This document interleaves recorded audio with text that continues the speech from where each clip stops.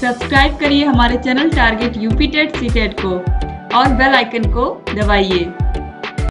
Hello friends, मैं रेनू स्वागत करती हूँ आप सभी भावी अध्यापक एवं अध्यापिकाओं का आपके अपने channel target UP TET CTET में। दोस्तों, आज की इस वीडियो में हम आपके डीएलएड 4th सेमेस्टर के थर्ड पेपर यानी कि विज्ञान विषय के पवन सीरीज के बहुविकल्पी क्वेश्चंस को यहाँ पर देखने वाले हैं। दोस्तों, राजन सीरीज के ऑलरेडी बहुविकल्पी क्वेश्चंस को मैंने करवा दिया है, आप लोग उनको जरूर देखिए। अब यहाँ पर हम पवन सीरीज के भी बहुविकल्पी क्वेश्चंस को स्टार्ट करने जा रहे हैं। जितने भी क्वेश्चन है यहाँ पर इनको भी हम सॉल्व करवा देंगे आप लोगों को पूरा। दोस्तों, आप लोगों के फर्स्ट पेपर आरंभिक स्तर पर पठन लेखन एवं गणितीय क्षमता का विकास, इसके अलावा सेकेंड पेपर शैक्षिक प्रबंधन एवं प्रशासन, थर्ड पेपर विज्ञान, इन तीनों को मैंने पढ़ा लिखा के अपने हाथों से नोट्स बना के आप लोगों के लिए अच्छे से पढ़ा लिखा के इन पूरे पेपर को खत्म कर दिया है। आप सभी के नोट्स बना लीजिए, आपको YouTube पर सभी की वीडियोस मिल जाएंगी। और अगर आपको सभी की पीडीएफ चाहिए, 8 के 8 विषयों की अगर आपको पीडीएफ चाहिए 4th सेमेस्टर के, तो सभी विषयों की पीडीएफ आपको हमारे ऐप में target UP TET CTET app में मिलेंगी और ऐप की लिंक आपको डिस्क्रिप्शन बॉक्स और कमेंट बॉक्स में मिल जाएगी। दोस्तों, अब चलिए यहाँ पर हम क्वेश्चन नंबर 1 से स्टार्ट करते हैं। और कहीं कोई भी प्रॉब्लम आ रही है ऐप को डाउनलोड करने में या उसके बाद नहीं कुछ समझ में आ रहा है तो आप हमसे पूछ सकते हैं। अब चलिए यहाँ पर क्वेश्चन नंबर 1 से हम देखते हैं। जैव विकास की प्रामाणिकता के संदर्भ में बहुचर्चित वैज्ञानिक हैं लैमार्क, डार्विन, आवाबा दोनों या इनमें से कोई नहीं। दोस्तों, जैव विकास की जो प्रामाणिकता है इसमें आप लोगों को पता है कि एक सिद्धांत दिया था लैमार्क ने जिसे हम कहते हैं उपार्जित लक्षणों का सिद्धांत, और एक दिया था डार्विन ने जिसे हम कहते हैं प्राकृतिक चयनवाद का सिद्धांत। तो इन दोनों के सिद्धांतों को भी आप याद रखिएगा। तो यहाँ पर जो आंसर सही है वो है ऑप्शन सा, आ व ब दोनों ही आंसर बिल्कुल राइट हैं। इसके बाद क्वेश्चन नंबर 2 है, जैव विकास के अंतर्गत जीवों की संरचनाओं में समानताएं हैं समरूप या समवृत्ति रचनाएं, समजात रचनाएं, आ व ब दोनों या इनमें से कोई। दोस्तों, जीवों के शरीर में ऐसे बहुत सारे अंग हैं जिन्हें हम समजात और समरूप अंग कहते हैं। समजात अंग और समरूप अंगों के बारे में मैंने बहुत ही डिटेल में आप लोगों को पढ़ाया है। तो दोस्तों, आप लोग प्लीज अच्छे से सारे नोट्स को पढ़ लीजिए, सारे वीडियोस को देख लीजिए। अगर अच्छे से आप पढ़ लेते हैं, देख लेते हैं, नोट्स बना लेते हैं तो आगे चल करके भी आपको ये नोट्स बहुत काम आएंगे। दोस्तों, अब यहाँ पर देखिए, समरूप और समजात अंग दोनों ही होते हैं। जिन प्रशिक्षुओं ने पढ़ा है उनको पता होगा। तो ऑप्शन सा जो है अ व ब दोनों, ये बिल्कुल राइट आंसर हो जाएगा। क्वेश्चन नंबर 3 है, प्राकृतिक चयनवाद किस वैज्ञानिक ने प्रतिपादित किया था? तो प्राकृतिक चयनवाद का सिद्धांत किसने दिया था? अभी मैंने क्वेश्चन नंबर 1 में ही आपको बताया है किसने दिया था, डार्विन ने दिया था। और उपार्जित लक्षणों की वंशागति का सिद्धांत किसने दिया था? लैमार्क ने दिया था। तो यहाँ पर प्राकृतिक चयनवाद का सिद्धांत पूछा है तो राइट आंसर ऑप्शन ब हो जाएगा। इसके बाद क्वेश्चन नंबर 4 है, पारिस्थितिक तंत्र की संरचना के अजैविक घटक है। दोस्तों, पारिस्थितिकी तंत्र को 2 भागों में बांटा गया है, जैविक घटक और अजैविक घटक। तो जैविक घटक, जैविक को हम इस तरीके से, जैविक मतलब जीव होता है और जीवों में कौन आता है? जीव का मतलब जिसमें जीवन हो, जो जीवित हो। तो जीवित कौन है? पेड़ पौधे सजीव हैं, मानव जाति, इसके अलावा जितने भी जीव जंतु हैं, पेड़ पौधों के अलावा जितने भी जानवर हैं, पक्षी हैं, सब क्या है? जीवित है ना।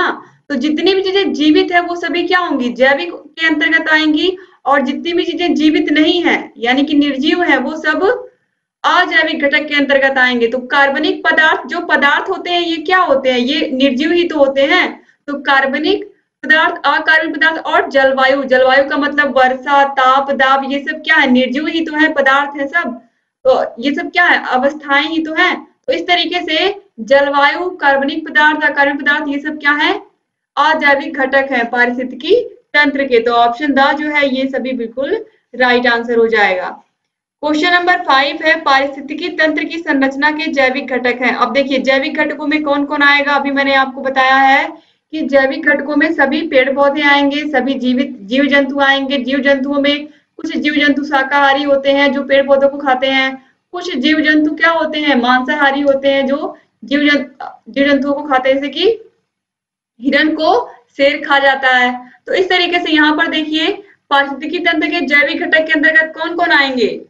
उत्पादक जैसे कि हरे पेड़ पौधे, उपभोक्ता जैसे कि शाकाहारी एवं मांसाहारी, अपघटक एवं अपरत भोजी, इसके अलावा ये सभी दोस्तों उत्पादक, उपभोक्ता और अपघटक ये सभी आएंगे। तो ऑप्शन द जो है ये बिल्कुल सही है। अपघटक दोस्तों कुछ अलग नहीं होते हैं। अपघटक सूक्ष्म जीव जंतु होते हैं जो बहुत सूक्ष्म जीव होते हैं।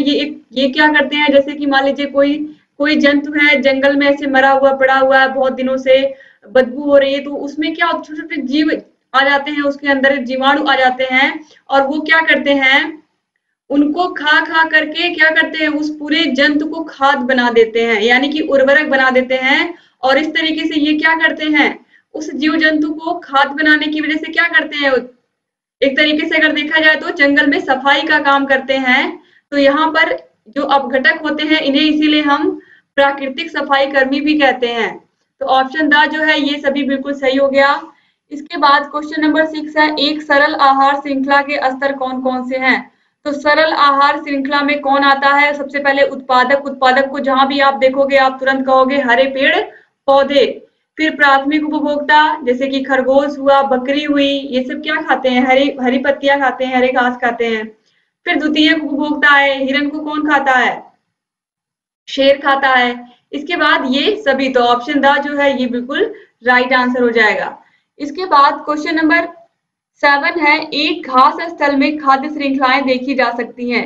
एक घास स्थल में, एक जंगल में भी आप कह सकते हो कि निम्न प्रकार की श्रृंखलाएं हम देख सकते हैं, निम्न खाद्य श्रृंखलाएं। जैसे कि घास को कौन खाता है, टिड्डे। टिड्डे क्या करते हैं, आपने देखा होगा फसलों को क्या करते हैं, वो बहुत नुकसान पहुंचाते हैं। तो फसल क्या है, हरे पेड़ पौधे ही तो हैं। तो घास को कौन खाता है, टिड्डा। टिड्डे को कौन खाता है, गिरगिट और छिपकली टिड्डे को खा जाते हैं।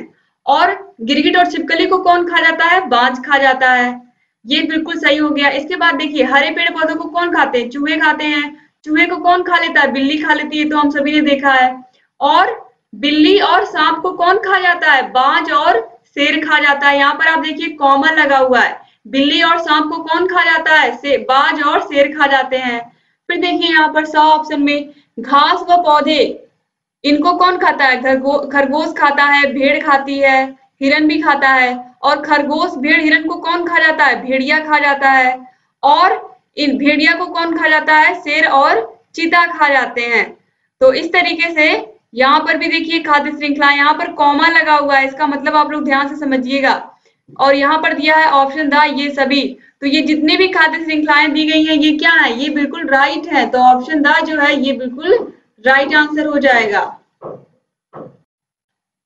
क्वेश्चन नंबर 8 है, जैव विकास को प्रमाणित किया जा सकता है जीवों की तुलनात्मक शरीर रचना द्वारा, शरीर क्रिया विज्ञान द्वारा, अनुवांशिकी द्वारा या उपरोक्त सभी के द्वारा। दोस्तों जैव विकास को प्रमाणित इन सभी विधियों के द्वारा किया जा सकता है, इसीलिए ऑप्शन द जो है उपरोक्त सभी ये बिल्कुल राइट आंसर हो जाएगा। क्वेश्चन नंबर 9 है, जैव विकास का आधुनिक सिद्धांत निम्नलिखित में से किन दो सिद्धांतों का समीकरण है, लैमार्कवाद एवं डार्विनवाद, डार्विनवाद एवं बैलेस का सिद्धांत, डार्विनवाद एवं डी ब्रिज का उत्परिवर्तन सिद्धांत, या फिर लैमार्कवाद एवं डी ब्रिज का उत्परिवर्तन सिद्धांत। दोस्तों डार्विनवाद के सिद्धांत के बाद डी ब्रिज ने अपना एक सिद्धांत दिया था और यह डार्विनवाद के सिद्धांत के आधार पर आधारित था। इसी वजह से इसे हम डार्विनवाद एवं डी ब्रिज का उत्परिवर्तन सिद्धांत कहते हैं। उत्परिवर्तन सिद्धांत को भी मैंने विस्तार से आप लोगों को पढ़ाया है दोस्तों। तो ऑप्शन सा यहाँ पर जो है ये बिल्कुल सही है। क्वेश्चन नंबर 11 है, लैमार्कवाद का आधार है जाति उद्भव, उपार्जित लक्षणों की वंशागति का सिद्धांत, जनसंख्या गतिकी या जीवन संघर्ष। दोस्तों राइट आंसर है ऑप्शन बा, उपार्जित लक्षणों की वंशागति का सिद्धांत। ऑलरेडी मैंने क्वेश्चन नंबर 1 में ही आपको ये बता दिया है कि लैमार्कवाद के सिद्धांत का ही नाम ही यही है। क्वेश्चन नंबर 12 है, उत्परिवर्तन का सिद्धांत दिया था लैमार्क ने, डार्विन ने, ह्यूगो डी ब्रिज ने या मेंडल ने। अभी उत्परिवर्तनवाद का सिद्धांत आप लोगों ने देखा जिसमें मैंने आपको बताया था कि ह्यूगो डी ब्रिज ने डार्विन के सिद्धांत को लेकर के ही अपना सिद्धांत दिया था। तो इसीलिए यहाँ पर उत्परिवर्तनवाद का सिद्धांत किसने दिया था अगर एग्जाम में पूछेगा तो right answer Hugo de bridge. कहीं कहीं आपको डी ब्रिज देखने को मिलेगा, कहीं कहीं इनका पूरा नाम देखने को मिलेगा। तो ऑप्शन सा जो है ये बिल्कुल राइट आंसर हो जाएगा। क्वेश्चन नंबर 13 है, उत्परिवर्तन का कारण है जीन परिवर्तन, जीवन संघर्ष, उद्विकास या प्राकृतिक चयन। राइट आंसर है दोस्तों ऑप्शन आ, जीन परिवर्तन उत्परिवर्तनवाद का कारण है। क्वेश्चन नंबर 14 है, पारिस्थितिकी तंत्र शब्द का प्रयोग सर्वप्रथम किस वर्ष किया गया था? 1935 में, 1936 में, 1935 में, 1835 में या 1938 में? दोस्तों पारिस्थितिकी तंत्र का सर्वप्रथम प्रयोग, पारिस्थितिकी तंत्र शब्द का सर्वप्रथम प्रयोग 1935 में एजी टांसले ने किया था। ऑप्शन आ जो है ये बिल्कुल सही है। क्वेश्चन नंबर 15 है, खनिज पाए जाते हैं पृथ्वी के तल पर, भूपर्पटी पर या समुद्र में या उपरोक्त सभी? दोस्तों खनिज पृथ्वी के तल पर भी पाए जाते हैं, भूपर्पटी पर भी पाए जाते हैं, समुद्र में भी पाए जाते हैं। तो राइट आंसर हो जाएगा ऑप्शन द उपरोक्त सभी।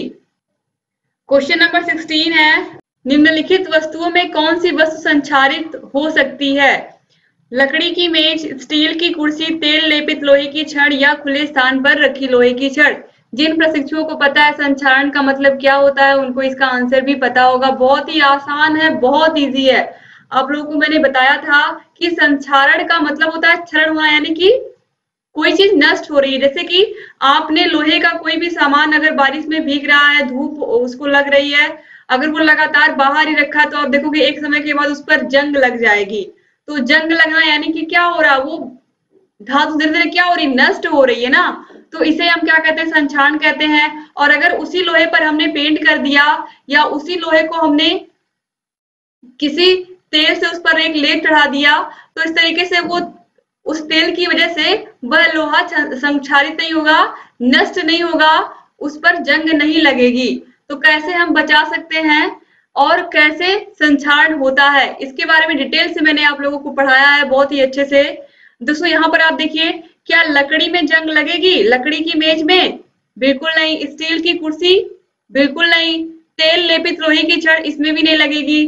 तो राइट आंसर क्या है? ऑप्शन द, खुले स्थान पर रखी लोहे की छड़, क्योंकि उसको गर्मी, धूप, बारिश सब कुछ वो झेल रहा है जिसकी वजह से उसका संक्षारण हो रहा है।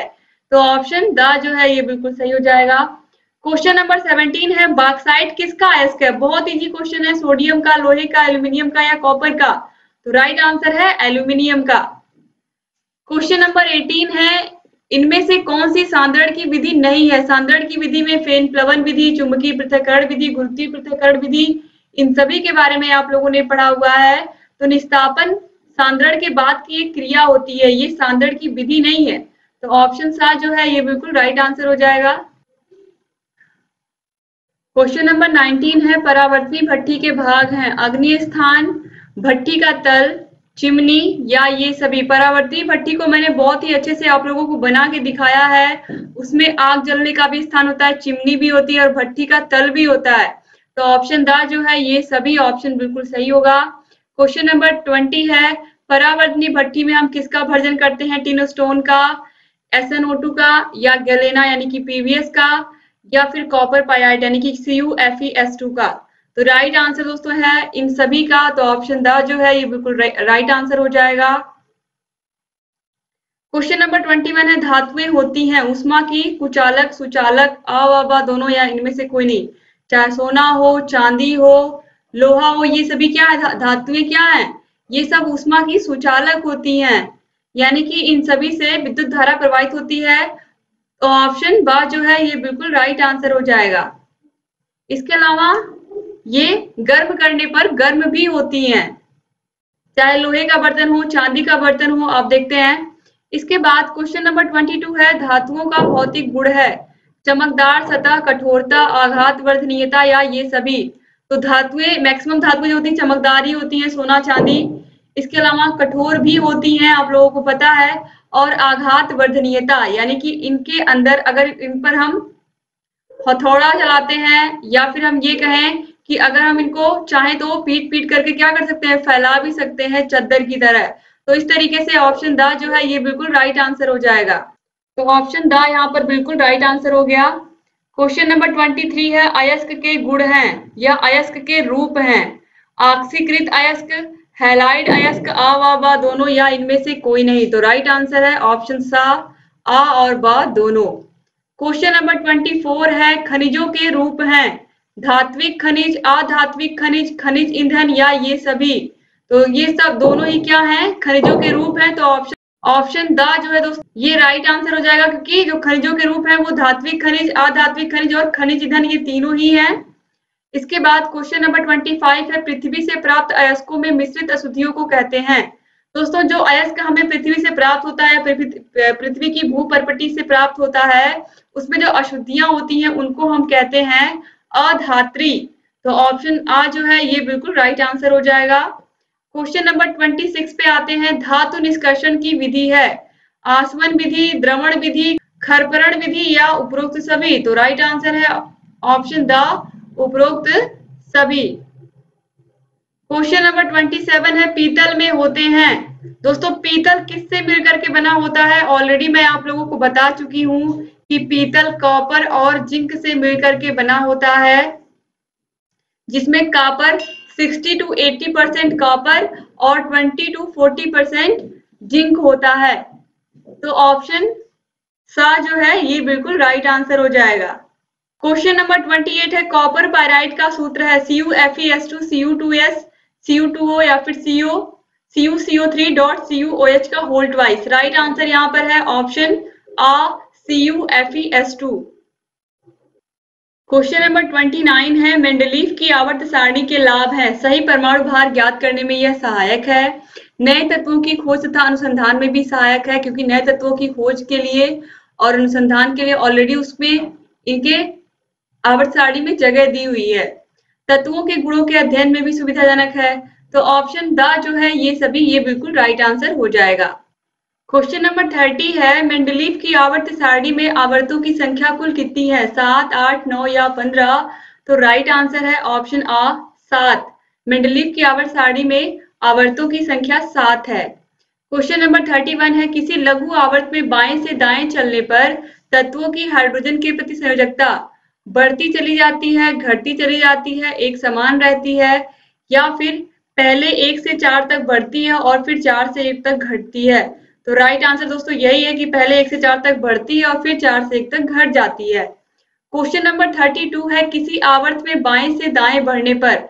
अब जब यहाँ पर किसी आवर्त की बात हो रही है तो आधुनिक आवर्त सारणी की बात हो रही है, और आधुनिक आवर्त सारणी में आपको पता है सभी तत्वों को उनके परमाणु क्रमांक के बढ़ते हुए क्रम में रखा गया है।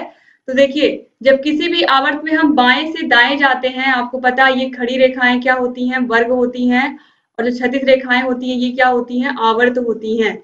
दोस्तों यहाँ पर आप देखिए आवर्त में जब हम बाएं से दाएं जाते हैं किसी भी आवर्त में, तो यहाँ पर पूछा है कि देखिए तत्वों की धन विद्युत प्रवृत्ति बढ़ती है। जब हम बाएं से दाएं जाते हैं तो इलेक्ट्रॉनों को त्याग करने की जो क्षमता होती है वो घटती जाती है।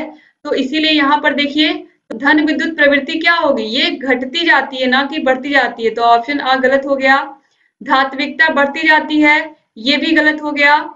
इसके बाद देखिए आयनिक त्रिज्या बढ़ती जाती है। दोस्तों आयनिक त्रिज्या जब हम बाएं से दाएं जाते हैं तो आयनिक त्रिज्या नहीं बढ़ती है। जब हम ऊपर से नीचे आते हैं किसी समूह में तब त्रिज्या बढ़ती है, क्योंकि तब परमाणु क्रमांक 1 बढ़ता जाता है और उस तरीके से जो बाहरी इलेक्ट्रॉन है बढ़ते जाते हैं। इस तरीके से जो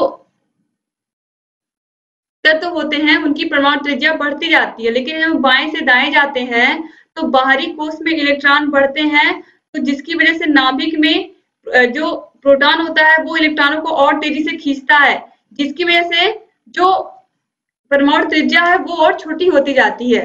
तो यहाँ पर आप देखिए ऑप्शन सा जो है ये भी गलत हो गया। तो ऑप्शन द जो है ऑक्साइड की क्षारीय प्रवृत्ति घटती जाती है, यानी कि अम्लीयता बढ़ती जाती है, क्षारीयता घटती जाती है और अम्लीयता बढ़ती जाती है। तो ऑप्शन द जो है ये बिल्कुल सही हो जाएगा। सेम यही क्वेश्चन राजन सीरीज में भी था, वहां पर भी मैंने पूरा अच्छे से डिटेल में आप लोगों को समझाया था और यहाँ पर भी मैंने आपको समझा दिया। अब चलिए आगे देखते हैं क्वेश्चन नंबर 33। किसी समूह में ऊपर से नीचे की ओर बढ़ने पर आयनिक त्रिज्या घटती जाती। अभी मैंने आपको समझाया जब हम ऊपर से नीचे आएंगे, समूह या ग्रुप इसी को हम कहते हैं, समूह या ग्रुप कहते हैं या वर्ग भी कहते हैं। तो हम ऊपर से नीचे आते हैं किसी वर्ग या समूह में तो आयनिक त्रिज्या क्या होती है, बढ़ती जाती है। परमाणु क्रमांक बढ़ने की वजह से त्रिज्या बढ़ती जाती है, और यहाँ पे क्या दिया है, घटती जाती है। इसके अलावा देखिए सुचालकता बढ़ती जाती है, और दिया है घनत्व बढ़ता जाता है और धात्विकता बढ़ती जाती है। दोस्तों जब हम ऊपर से नीचे आएंगे तो त्रिज्या बढ़ती जाती है और यहाँ पर ऑप्शन द दिया है, धात्विकता बढ़ती जाती है, ये बिल्कुल सही है। जब हम ऊपर से नीचे आते हैं तो धात्विकता बढ़ती है, यानी कि धातु का गुण बढ़ता है। और धातुएं क्या होती हैं? धातुएं ऊष्मा की सुचालक होती है, तो सुचालकता भी बढ़ती है। और धातुओं का घनत्व भी अधिक होता है, चाहे लोहा हो, सोना हो, चांदी हो, सबका घनत्व भी अधिक होता है। तो इस तरीके से ऑप्शन बा भी सही हो गया, सा भी सही हो गया, द भी सही हो गया। सेम यही क्वेश्चन राजन सीरीज में भी था, लेकिन राजन सीरीज में ऑप्शन द सही था। क्यों सही था? क्योंकि यहाँ पर दिया था सुचालकता घटती जाती है, जहां पर बढ़ती दिया है, यहाँ पर दिया था घटती जाती है, और यहाँ पर दिया था, यहाँ पर भी दिया था घनत्व घटता जाता है। इसी वजह से वहां पर ऑप्शन द बिल्कुल सही था। लेकिन यहाँ पर आप देखिए ये तीनों ही सही है, तीनों ही ऑप्शन क्या हो जाएंगे? बिल्कुल सही हो जाएंगे, क्योंकि सुचालकता भी बढ़ती जाती है, घनत्व भी बढ़ता जाता है, और धात्विकता भी बढ़ती जाती है। तो इसीलिए यहाँ पर ऑप्शन ब, स, द तीनों से हो जाएंगे, केवल ऑप्शन आ गलत है। अगर यहाँ पर दिया होता कि त्रिज्या बढ़ती जाती है, क्योंकि ऊपर से नीचे आने पर बाहरी कोश में इलेक्ट्रॉन बढ़ते जाते हैं और परमाणु क्रमांक भी बढ़ता जाता है, इसी वजह से परमाणु त्रिज्या बढ़ती जाती है। तो इसी वजह से यहाँ पर अगर यहाँ पर भी बढ़ते हुए दिया होता तो सारे ऑप्शन बिल्कुल सही होते। ठीक है, तो इस तरीके से आपको समझ में आ गया होगा क्यों ये तीनों ही ऑप्शन सही है, जबकि राजन सीरीज में केवल ऑप्शन द सही था, क्योंकि यहाँ पर सुचालकता घटते हुए दी थी और घनत्व भी घटता हुआ दिया था। अब चलिए आगे देखते हैं। इसके बाद क्वेश्चन नंबर 34, मेंडलीव की आवर्त सारणी में एक दोष यह है कि हैलोजन परिवार के सदस्यों को एक समूह में रखा गया है। इसके बाद देखिए, इसके आधार पर अज्ञात तत्वों के गुणों के बारे में भविष्यवाणी नहीं की जा सकती है। सर्वथा भिन्न गुणों वाले तत्व एक ही समूह में स्थान पा गए हैं, या सारणी को बनाने के पीछे कोई आधारभूत सिद्धांत नहीं रखा गया है। दोस्तों ऑप्शन सा को छोड़ करके बाकी और कोई दोष नहीं है मेंडलीव की आवर्त सारणी में, तो सर्वथा भिन्न गुणों वाले तत्वों को भी एक ही समूह में स्थान दे दिया गया है, यही गलत किया गया है। तो ऑप्शन सा जो है ये राइट आंसर हो जाएगा। इसके बाद क्वेश्चन नंबर 35 है, विद्युत धारा का मात्रक I बराबर Q/T। तो I विद्युत धारा का मात्रक एम्पियर और Q आवेश का मात्रक कूलाम। तो यहाँ पर देखिए विद्युत धारा का मात्रक एम्पियर, विद्युत धारा का SI मात्रक है एम्पियर, आप याद रखिएगा। क्वेश्चन नंबर 36 है, शुष्क सेल में किस पदार्थ की छड़ एनोड का कार्य करती है? सेम यही क्वेश्चन राजन सीरीज में भी था, कार्बन, सिलिकॉन, जर्मेनियम या बोरॉन। तो राइट आंसर है दोस्तों कार्बन की छड़ शुष्क सेल में एनोड का कार्य करती है। दोस्तों आप लोग अगर target UP TET CTET app को डाउनलोड करते हैं तो आपको क्या क्या लाभ मिलेगा मैं आपको बता दूं कि आपको 8 के 8 विषयों की पीडीएफ मिल जाएगी, सभी के नोट्स आपको मिल जाएंगे, और आपको हर एक विषय का चैप्टर वाइज टेस्ट देने को भी मिल जाएगा। ये राजन सीरीज और पवन सीरीज भी पूरे आपको मिल जाएंगे वहां पर। बस अगर आप इस तरीके से वीडियो में पढ़ रहे हैं तो यहाँ पर मैं आपको समझा करके एक्सप्लेन करके भी पढ़ा रही हूँ। ये सभी वीडियोस आपको ऐप में भी मिल जाएंगी, और ऐप में आपको सारी पीडीएफ मिल जाएगी, पूरी की पूरी पवन सीरीज की भी, पूरी की पूरी राजन सीरीज की भी। तो आपको कहीं से कुछ अलग से बाजार से खरीदने की भी जरूरत नहीं पड़ेगी। तो इस तरीके से ये सब मेहनत हमने आप ही के लिए की है। अगर आप लोग ऐप को डाउनलोड करते हैं, ऐप से पढ़ते हैं, तो आपको बहुत सारा बेनिफिट मिलेगा। तो आप लोग प्लीज ऐप को डाउनलोड कर लीजिए, ऐप की लिंक आपको डिस्क्रिप्शन बॉक्स और कमेंट बॉक्स में मिल जाएगी। इसके बाद क्वेश्चन नंबर 37 देखेंगे हम, किस सेल को पुनः आवेशित किया जा सकता है? सीसा संचायक सेल, वोल्टीय सेल, शुष्क सेल या डैनियल सेल? तो राइट आंसर है ऑप्शन आ, सीसा संचायक सेल। जो हमारे घरों में इन्वर्टर होता है उसे हम सीसा संचायक सेल ही कहते हैं, और हम उसको क्या करते हैं, एक बार चार्ज करते हैं, फिर जब वो डिस्चार्ज हो जाता है तो फिर चार्ज करते हैं। तो इस तरीके से उसे हम पुनः आवेशित कर सकते हैं। तो चार्ज को ही क्या कहते हैं, हिंदी में आवेश कहते हैं। तो इस तरीके से हम उसको फिर से चार्ज कर लेते हैं। इसके बाद क्वेश्चन नंबर 38 है, वोल्ट मीटर के द्वारा मापा जाता है विद्युत धारा को, दो बिंदुओं के बीच विभवांतर को, विद्युत ऊर्जा को या आवेश को? तो आवेश को कूलाम में मापते हैं, विद्युत धारा को एम्पियर में मापते हैं। तो बचा क्या, विभवांतर। विभवांतर को हम वोल्ट मीटर के द्वारा मापते हैं। ऑप्शन बा जो है ये बिल्कुल सही हो जाएगा। क्वेश्चन नंबर 39 है, प्राचीन काल में चुंबक का उपयोग नाविक करते थे दूरी ज्ञात करने में, समुद्री यात्रा में दिशा ज्ञात करने हेतु, पवन की दिशा ज्ञात करने में या इनमें से कोई नहीं। दोस्तों प्राचीन काल में जो नाविक थे वो चुंबक का उपयोग करते थे समुद्री यात्रा में दिशा ज्ञात करने के लिए, जिसे हम कंपास सुई कहते हैं आज के समय में। इसके बाद क्वेश्चन नंबर 40 है, चुंबक के गुण है। चुंबक दैशिक यानी कि उत्तर दक्षिण दिशा बताने वाला गुण रखता है। इसके अलावा लौह चुंबकीय पदार्थों को अपनी ओर खींचता है, जैसे कि लोहा हुआ। तो ऑप्शन सा जो है आ वा बा दोनों, ये बिल्कुल राइट आंसर हो जाएगा। क्वेश्चन नंबर 41 है, चुंबकीय पदार्थों को चुंबकित किया जा सकता है स्पर्श विधि द्वारा, विद्युत प्रवाह विधि द्वारा, आ व बा दोनों द्वारा, या इनमें से कोई नहीं। तो राइट आंसर है ऑप्शन सा आ व बा दोनों। क्वेश्चन नंबर 42 है, चुंबक के प्रकार बताइए। प्राकृतिक चुंबक और कृत्रिम चुंबक यानी कि नेचुरल मैग्नेट और आर्टिफिशियल मैग्नेट। तो राइट आंसर है ऑप्शन सा आ व बा दोनों। क्वेश्चन नंबर 43 है, चुंबक का प्रभाव अधिक दिनों तक बनाए रखा जा सकता है। चुंबक को गर्म नहीं करना चाहिए, चुंबक को ठोकना पीटना नहीं चाहिए, चुंबक को रगड़ना नहीं चाहिए। दो चुंबकों को आपस में रगड़ना नहीं चाहिए। अगर ये सब हम नहीं करेंगे तो चुंबक का प्रभाव अधिक दिनों तक हम बनाए रख सकते हैं। तो ऑप्शन द जो है उपरोक्त सभी, ये बिल्कुल राइट आंसर हो जाएगा। क्वेश्चन नंबर 44 है, एबोनाइट की छड़ को रेशम से रगड़ने पर छड़ में कौन सा आवेश आ जाता है। धन आवेश, ऋण आवेश, दोनों आवेश, या कोई नहीं। जब एबोनाइट की छड़ को हम रेशम से रगड़ेंगे दोस्तों छड़ पर ऋण आवेश आ जाएगा, इस बात को आप ध्यान रखिएगा। और जब हम कार्बन की छड़ को रगड़ते हैं तो उस पर धन आवेश आ जाता है, लेकिन जब हम एबोनाइट की छड़ को रगड़ते हैं तो उस पर ऋण आवेश आ जाता है। एबोनाइट और कार्बन, ये दोनों चीजें आप याद रखिएगा। क्वेश्चन नंबर 45 है, आवेश कितने प्रकार के होते हैं। 1, 2, 3 या 4। तो आवेश दो ही प्रकार का होता है, धन आवेश और ऋण आवेश। तो ऑप्शन ब जो है ये बिल्कुल राइट आंसर हो जाएगा। तो दोस्तों इस तरीके से आप लोगों ने यहाँ पर आधा खत्म कर लिया इन बहुविकल्पी क्वेश्चंस को, और आधे क्वेश्चन हम अगले पार्ट में पढ़ेंगे। तो मुझे पूरा उम्मीद है कि आपको ये वीडियो पसंद आई होगी। अगर ये वीडियो अच्छी लगी है तो अपने कॉलेज फ्रेंड्स को भी कॉलेज के ग्रुप में, व्हाट्सएप ग्रुप में जरूर शेयर करिएगा। और आप लोगों को हर एक विषय की लिंक डिस्क्रिप्शन बॉक्स और कमेंट बॉक्स में मिल जाएगी। आप सभी विषयों को देखिए, आप सभी विषयों की तैयारी अच्छे से करिए।